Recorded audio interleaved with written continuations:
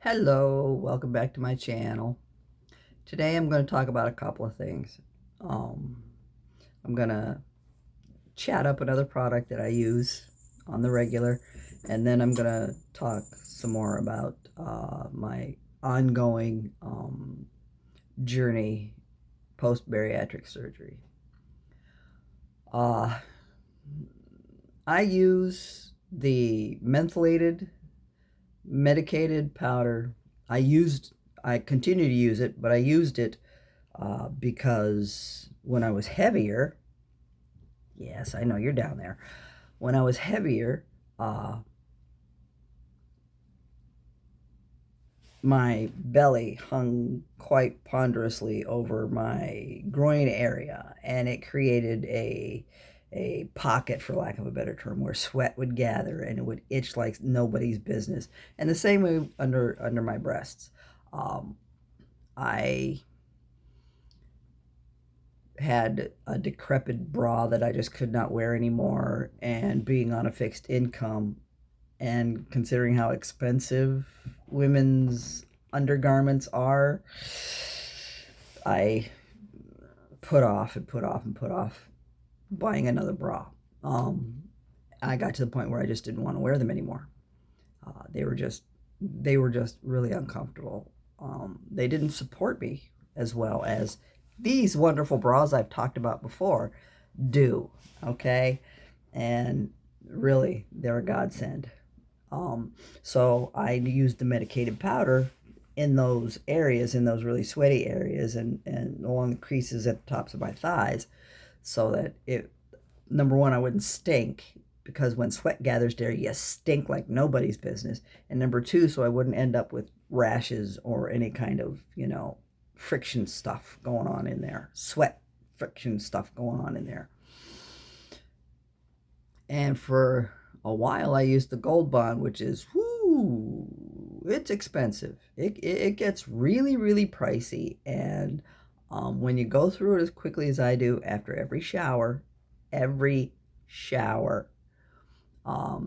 gets to be a little expensive. So I was in Drug Mart one day, browsing, looking for an alternative, and I came across Lucky Super Soft Medicated Powder. Uh, it's talc free. It's got anti-itch ingredients, and it's mentholated. It was only $1.50 a container, the same size container that the average Gold Bond medicated powder is in. It looks almost exactly the same. And oh my God, the difference was phenomenal. Gold Bond is chunkier. It's the talcum powder is the powder itself is just chunkier. It doesn't come out of the top as smoothly as you want powder to come out. You want to be able to sprinkle it on and go. And this stuff, you had to just and squeeze and just and squeeze. It was inconvenient. It took longer for me to powder up than it should have. With the Lucky, it's a very fine grain powder. Just comes out easy. It's light. The cornstarch in it is just it's great. It doesn't bind together. It's perfect, absolutely perfect. I found it on Amazon, surprise, and I got a 12 bottle box of Lucky medicated powder for $25. Well, at probably for $29.61 plus tax. It's on sale right now. They've only got one carton left, but yeah, for 25 bucks, $26 plus, you get 12 bottles. They will last you a hell of a long time. Ow, you little shithead. God damn freaking cat. Let me show you. This little demon, this little demon, apparently thinks he has, hop up wherever and whenever he wants. He's adorable, he's fun, he's funny, and quite dangerous. I've got quite a few claw marks on my legs. He doesn't recognize the difference between bearskin and pants. So there's that. I've got two little, what look like vampire fang marks on my thigh from where he went and dug in trying to jump up. It hurt. It hurt. So he was evicted because of it. But yeah, he just embedded his fingernails in me again. Anywho, it's well more bang for your buck because it lasts so long. It's excellent. It's an excellent product, and I highly recommend it. I've been using it since February of last year with absolutely no complaints. Actually, since before February, probably January of last year, with absolutely no complaints. There's no rashing, there's no itching, there's no adverse effects. If you're sensitive to certain things, just be aware of that. If it does not work for you, be aware of that. I'm sure there are anti-allergy powders out there that you could probably use, which will probably be a little more expensive than average, but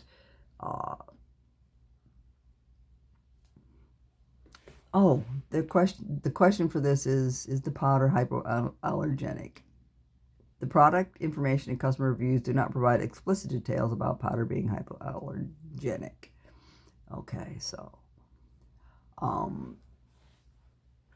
but yeah, it's an excellent product, and I highly recommend it. Now, moving on to my progress. I have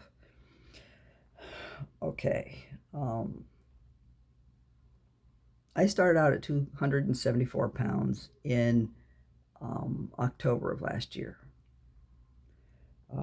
I was starting to worry about my kids, because they're like 4, maybe 5 years into this house now. 5 years into this house, and it's an old house. It's from the 1900s. It used to be a two family, 2 occupant dwelling. The last owners came in and changed it out quite a bit. It's got additions. It's got an addition on it to extend the size of the downstairs to a degree. The previous owners didn't hire actual contractors to do this. They hired a couple of old men, twins, who lived down the road, who cobbled together something that suited at the moment. The unfortunate thing is all they did was put down plywood and tar. There's no shingling, nothing like that. And it didn't take long. I don't know when they did it, but it didn't take long after we moved in before the roof started leaking. And then it got to the point where the roof was starting to come down a little bit. So my daughter had to hire someone to come in, replace all the rotted wood that was underneath all that tar. They also had to replace some joists that had also rotted through. And they put down plywood and then put tar paper on top of it. Because with tar, if you don't get it, just right, and it was just slopped on, it looked like they just, grabbed it by the trowel and just plap. We tried to repair it with the same process and wasn't successful, weren't successful. But yeah, there are things that need to be done. The electrical in here is ancient. Um, it needs upgraded, but most building code inspectors will give it a pass because it's so expensive and so extensive. They did put in blow insulation because we've got the little plugs on the outside of the house. So there's blow insulation in this, and they've got fiberglass roll insulation upstairs in the attic. None of that fiber fill. My dad did that, and it was awful. It was awful. Vermiculite is what they called it. It was awful. Yeah, so there are a lot of things that need to be taken care of. The appliances are starting to break down, and I was concerned. I was incredibly worried that that when I passed, they would start drowning in debt. So, in order to make sure I lived long enough for them to have a safety, comfortable cushion on which to depend in the form of various life insurances, I volunteered to have the surgery. 274 pounds. I had high blood pressure. I was still taking a cholesterol medication. I've had what the doctors call an atrial flutter for years, probably since after I'd had Margie, because I couldn't lose the weight, couldn't drop the weight. It's where your heartbeat jitters rather than beats, and every now and then I'd feel it stop for a few seconds and then pound extra hard with the next beat. My primary care physician felt that in my pulse on my last visit. So yeah, so I had to take medication, but have been taking medication for that since it was diagnosed. My joints started to ache. I have arthritis in both knees. I've taken quite a few nasty spills on concrete floors. So, and being on my feet 8 hours a day, 5, 6, and 7 days a week for most of my work life, it takes a toll. For every 1 pound of weight you carry, you put 5 pounds of pressure on every joint. Fact. So my hips were starting to bother me. My knees were starting to bother me. I shattered the fuck out of my right ankle going into a workplace. I mean, I dislocated it and snapped the bones. Tore the ligaments. I mean, it was awful. And after surgery repaired that, I've developed arthritis in the instep of my right foot. It looks weird. It looks like someone took a planer and shaved the instep, the bones of the instep, because they all curl up like this. It's weird. I'm missing the gaps in between joints because the arthritis is so bad in it. I've got arthritis in this shoulder. I dislocated it years back. This is a reference that only the older generation will get. I wanted to be Dick Van Dyke.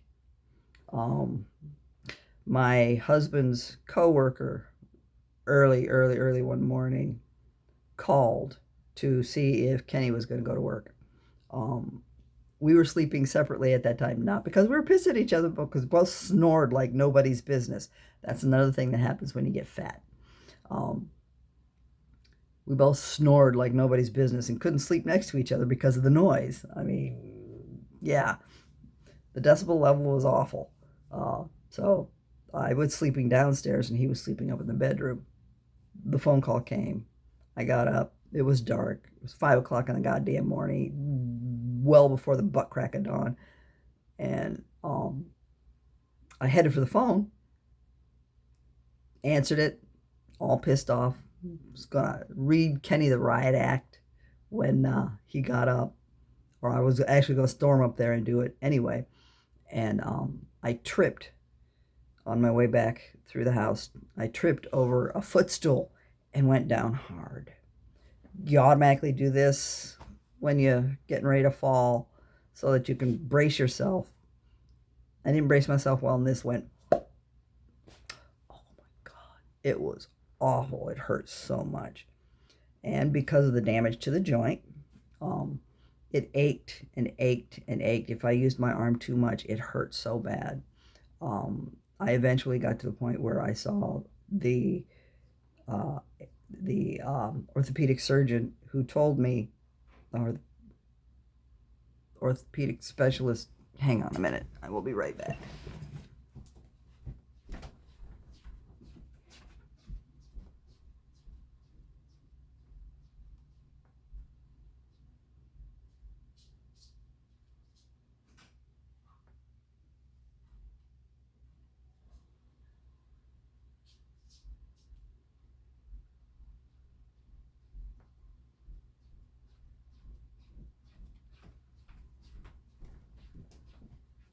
I'm back.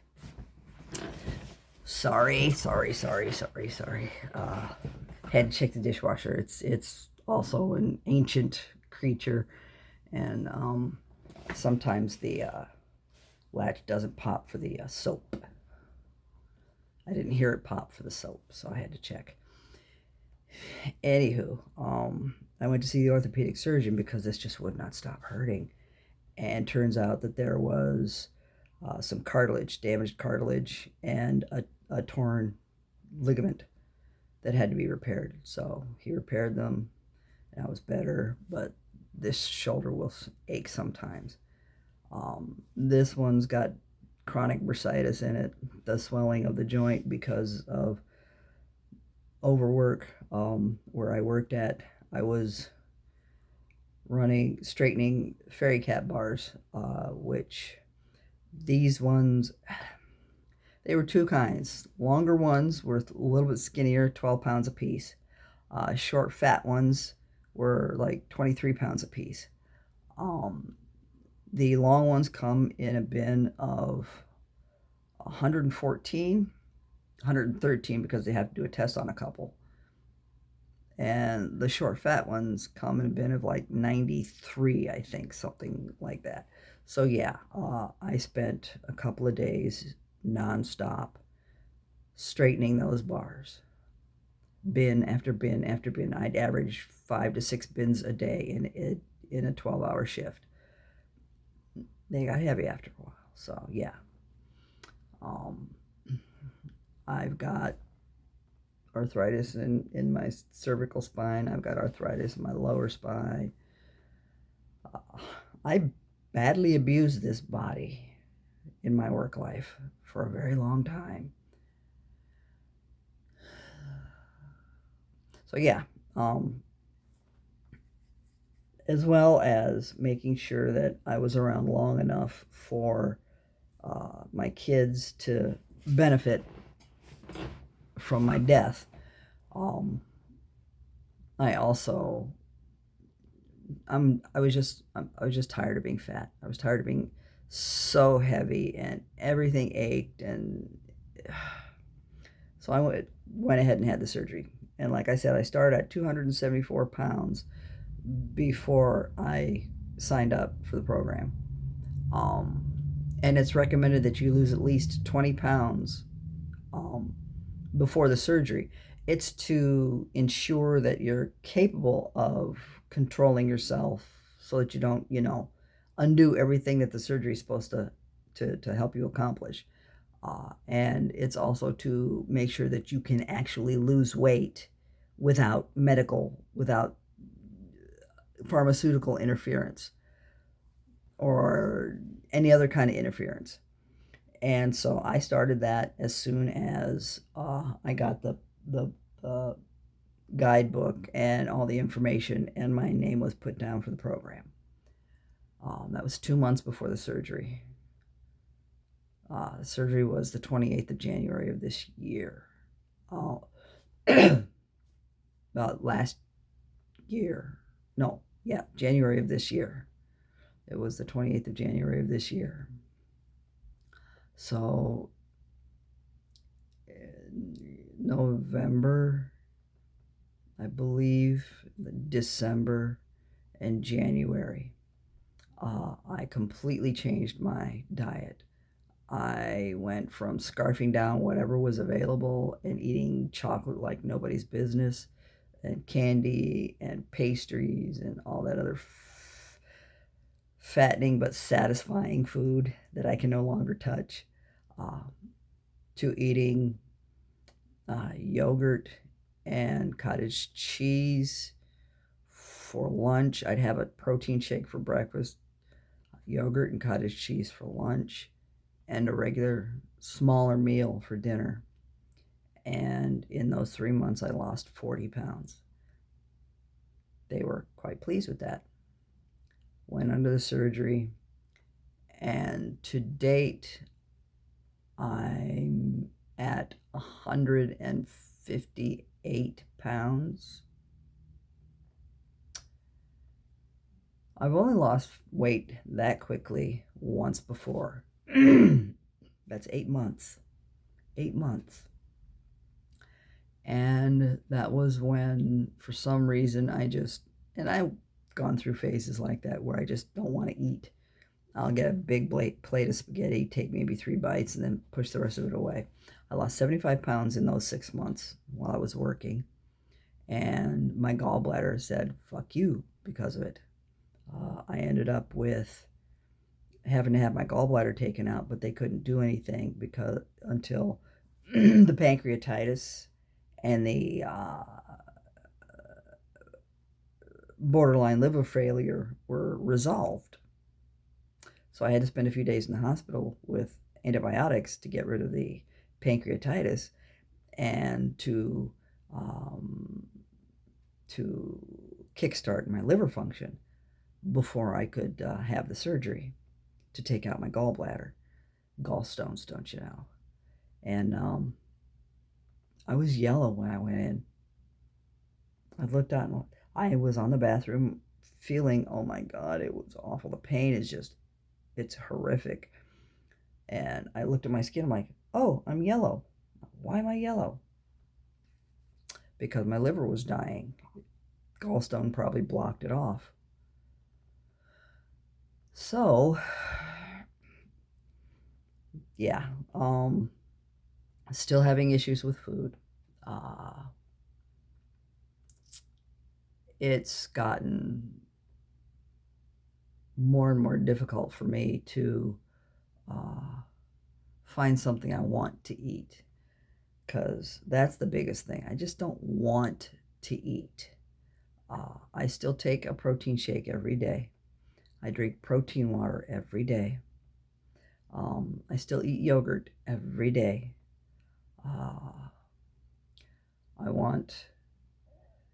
I'll grab a meat or some eggs or something if I can tolerate them, if I can stomach them that day. But yeah, it's difficult. It is difficult. This doesn't happen to everybody. I'm going to tell you that right now. It's a rare occurrence, and unfortunately, I'm one of those people. I didn't start out this way, but I ended up this way. When I was younger, I didn't have any problem with medications doing what they were supposed to do. Excuse me, I don't know what's going on there. But yeah, I didn't have any problem with medications doing what they were supposed to do. As I got older, I started to develop not an immunity because medications worked, but side effects. I've honestly never really been affected by side effects, any medication I've ever had. And I've never become addicted. When I shattered my ankle, I was on Percocet for the pain. Um, and the only thing it did was help me sleep. And then I realized maybe I should take something over the counter to help me sleep. It works to a degree. Um, I get 4 solid hours before I'm up and up and down for the rest of the night. I looked it up once. It's called intermittent insomnia. They thought I was diagnosed with obstructive apnea, sleep apnea, while I was heavier. Um, and even on the CPAP, still didn't get solid sleep. It did not help at all. I got more sleep because I could actually have a solid 4 hours before I was tossing and turning. And most of that tossing and turning was because of the pain from all the weight pressure on my joints while I was laying down. I don't have that anymore, but I just don't sleep through the night. Don't sleep solidly through the night. 4 hours is the max I'll get, no matter how tired I am or how sleep deprived I am. It'll still only be 4 hours before I'm up, tossing and turning the rest of the night, skating along the edge of semi-consciousness the entire time. Cat woke me up this morning. Well, he didn't wake me up. I was awake. I was in my semi-conscious twilight sleep kind of state for about 3 hours. Things were starting to hurt a little bit because I was laying on them for too long. My hips are just awful. And so I rolled over, and then all of a sudden I hear, meow. I'm sorry, didn't mean to wake you up. And someone banging at my door. So I had to get up. I didn't have a choice. 5 a.m., that's the time I usually get up. So, yeah. But since I've lost so much weight, I no longer have to take the high blood pressure medication, which is a good thing because it, combined with the metoprolol, the atrial flutter medication, would most likely have sent me into a blood pressure drop that could have been dangerous. I no longer require the cholesterol medication, and the atrial flutter, how that was diagnosed.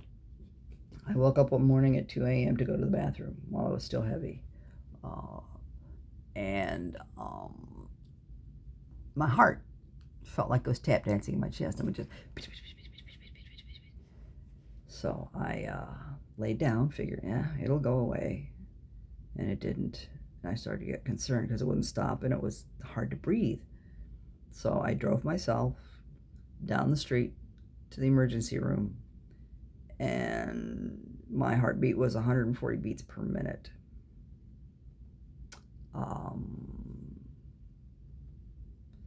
So they kept me on the monitor for 2-3 hours. One of the guys wanted to shock me to get my heartbeat back to regular sinus rhythm, but they contacted the cardiologist, who said, no, don't do that. Don't do that. Give her this. Give her some medication and help level it out. And I don't know what they were waiting for. 3 hours on that cot. 3 hours waiting for them to treat it. And then, oh, well, your heartbeat's normal now. Well, yeah, you guys fucked around for too goddamn. It's a lucky thing I wasn't having a fucking heart attack. So yeah, I'm not happy with that particular healthcare system, and it will not be mentioned. But yeah, so I haven't had that skip beat feeling, that flutter feeling. Like I said, my primary care felt my pulse the last time I was in for a regular exam, and she could feel the the hesitation, the skip. So, but yeah, the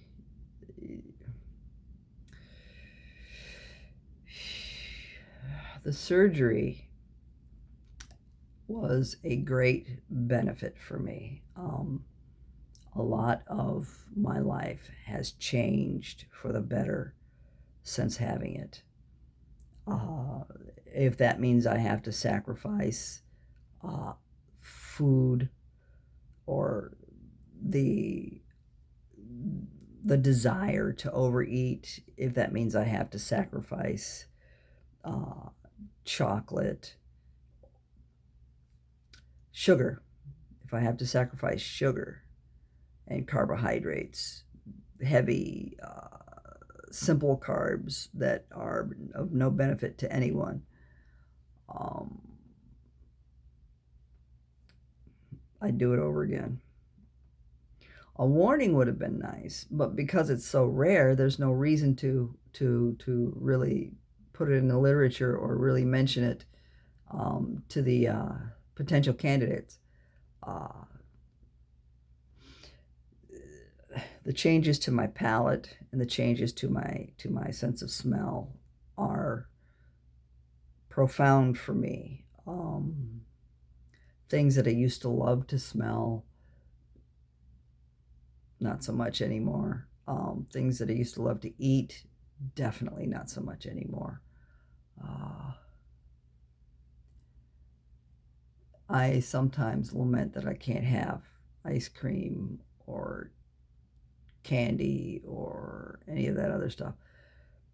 I could if I went with candy that was made with sugar alcohols as opposed to regular sugar or other sugar substances. But the problem with candy with sugar alcohols is gives you the runs. If you're suffering from constipation, eat a few pieces of sugar-free candy. The sugar alcohol in that sugar-free candy will guarantee that your bowels will move quickly.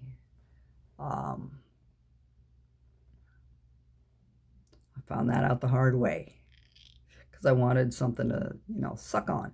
And Jolly Ranchers, sugar-free Jolly Ranchers, sugar-free Werthers, really good, but really bad at the same time because I ended up in the bathroom. It was good. It was great for me because constipation's been a friend of mine for many a year. But yeah, so um, my sense of taste, pineapples, one of my most favorite flavors, favorite foods in the world. I love that sweet tartness and that slight little bite if they get a little bit too close to the core when they're cutting the pineapple. And it's bland to me. Pineapple now tastes like pears or apples. There's just no flavor, no snap to it anymore for me. So yeah, a lot of things have changed since the surgery. But again, like I said, I wouldn't trade it for the world. I feel 100 times better. I don't look it, but I feel it. But I've never looked all that great to begin with, so it is what it is. So that's it for this time. Somebody wants to share themselves with you. So say hello to Vivi, everybody. Say hi, Vivi, to everybody. I call him Squeaker because he doesn't as much as he squeaks. So I shall see you all again the next time. Take care and have a great day.